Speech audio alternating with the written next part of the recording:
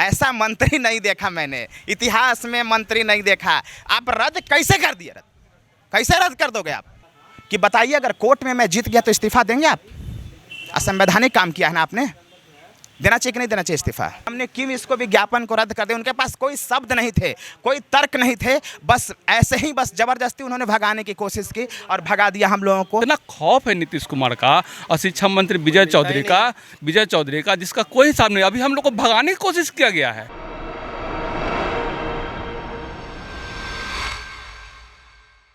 नमस्कार, आप देख रहे हैं DTV भारत। मैं हूं अभिषेक मिश्रा। इस वक्त हम बीजेपी के कार्यालय में मौजूद हैं और जानते हैं आप यहां बीजेपी कोटे से जो मंत्री हैं उनका सहयोग कार्यक्रम होता है।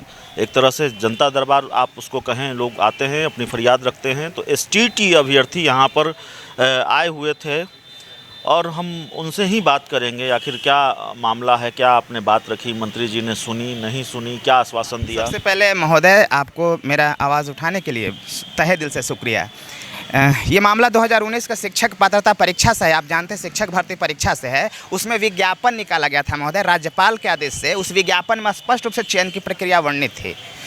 विधि विभाग के सहमति लेकर पूरे चयन की प्रक्रिया को रिजल्ट के बाद रगड़ दिया गया, ख़त्म कर दिया गया। असंवैधानिक। मैंने कई अधिवक्ताओं से बात किया, मुझे बहुत उम्मीद थी विधि मंत्री जी से, लेकिन इनके पास न तो कोई जवाब है और न तो इसका कोई समाधान है। ऐसा मंत्री नहीं देखा मैंने, इतिहास में मंत्री नहीं देखा। आप रद्द कैसे कर दिए? कैसे रद्द कर दोगे आप? तुगलक की फरमान है क्या?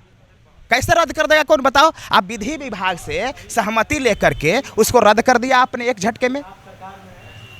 हम सरकार से कहना चाहते हैं कि चाहे तो हमें आप जवाब दीजिए, चाहे तो आप जवाब दीजिए कि आपने एक विज्ञापन को, राज्यपाल के आदेश को रद्द किया तो कैसे किया। यही सवाल आपने मंत्री जी से पूछा तो क्या जवाब मिला? उसके जवाब से कि हम नहीं जानते हैं, जबकि विधि मंत्री वो है महोदय। संसार में कहीं भी ऐसा नहीं होता कि एक लोकतांत्रिक सरकार अपने ही जारी किए गए विज्ञापन से विज्ञापन कर निकालती है, परीक्षा लेती है, रिजल्ट देती है और 5 दिन बाद विज्ञापन को निरस्त कर देती है। असंवैधानिक। हम कहना चाहते हैं किसी भी मंत्री महोदय को कि बताइए, अगर कोर्ट में मैं जीत गया तो इस्तीफा देंगे आप? असंवैधानिक काम किया है ना आपने, देना चाहिए कि नहीं देना चाहिए इस्तीफा? कोर्ट का रुख भी करेंगे? कोर्ट में 4 केस हो चुका है, कोर्ट में तो जीतेंगे ही, कोर्ट में तो हम जीतेंगे ही, रगड़ेंगे हम लोग। और लेकिन सड़क पे भी आंदोलन होगी, वो दमदार आंदोलन होगा और सरकार को कटघरे में खड़ा करेंगे।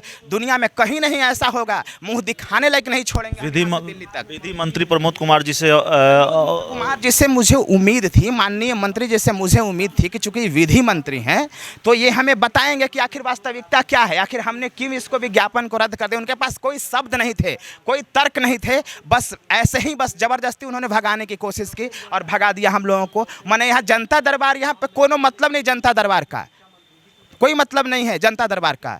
आपने हमारे मामला को बिना हल किए हुए हमें भगा दे रहे हैं, असंवैधानिक तरीके से हमारे विज्ञापन स्टेट 2019 के विज्ञापन को रद्द कर दे रहे हैं। आपके पास कोई जवाब नहीं है महोदय। कोई बात नहीं, सरकार को हमने 5 सितंबर को आंदोलन किया था, 15 दिन का अल्टीमेटम दिया है कि 15 दिन में सरकार इस मामला को हल करे। अब अगर 15 दिन में मामला को हल नहीं करेगी तो आमरण अनशन होगा, आमरण अनशन के बाद आत्मदाह होगा। और आत्मदाह के बाद भी सरकार ने जिस तरह से कानून को हाथ में लेने की कोशिश की है महोदय, हम अभ्यर्थी 30,675 अभ्यर्थी भी कानून को हाथ में ले लेंगे और फिर बिहार की जनता से, बिहार की बुद्धिजीवियों से, सारे नेता प्रतिपक्ष से और आप सभी पत्रकार बंधुओं से मेरा नम्र निवेदन है, फिर दोष मत दीजिए कि मैंने कानून को हाथ में लिया है। अगर कोई सॉन्डर्स बनने की राह पर निकल पड़ा है तो हम भी शहीद आजम बन जाएंगे। भरोसा है कि 15 दिन में सरकार संज्ञान ले लेगी? नहीं, भरोसा तो नहीं है, लेकिन इनकी मनसा नहीं है साहब। अभी तो हम लोग अंदर से होके आए हैं, मनसा साफ नहीं है। भगाने की कोशिश में हमेशा लगे रहते हैं कि भैया आप जो है क्यों चले आए हैं, बिन बुलाए क्यों चले आए हैं। तो हमारी धरती है, हमारा सरकार है, उम्मीद था कि जो हम लोगों को कुछ करेंगे तो आश्वासन भी देंगे, लेकिन वो तो कागज़ भी लेने के लिए तैयार नहीं, एप्लीकेशन भी लेने के लिए तैयार नहीं है। उनकी मनसा है, नीतीश कुमार का दबाव है कि भैया हमारे पास कोई तरह का शिक्षक समाज से जो है आएगा लेटर तो उसके बारे में हम कुछ नहीं समझेंगे। ये लोग भी बेबस हैं।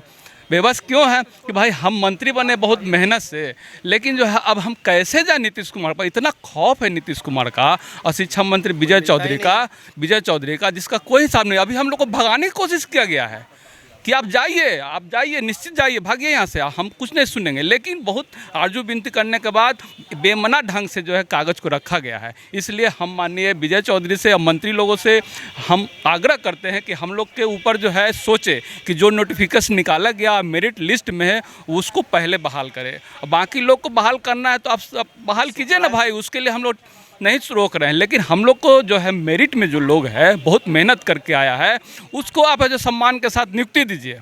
यही कहना चाहते हैं बिहार के मुख्यमंत्री से, विजय चौधरी से और माननीय मंत्री लोगों से। तो चलिए, सरकार से गुहार है, मंत्री से गुहार है, शिक्षा मंत्री और बिहार के मुख्यमंत्री से गुहार है, नाराज़गी भी है, गुस्सा भी है। इस रिपोर्ट में इतना ही। कैमरामैन विकास के साथ DTV भारत के लिए अभिषेक मिश्रा, पटना।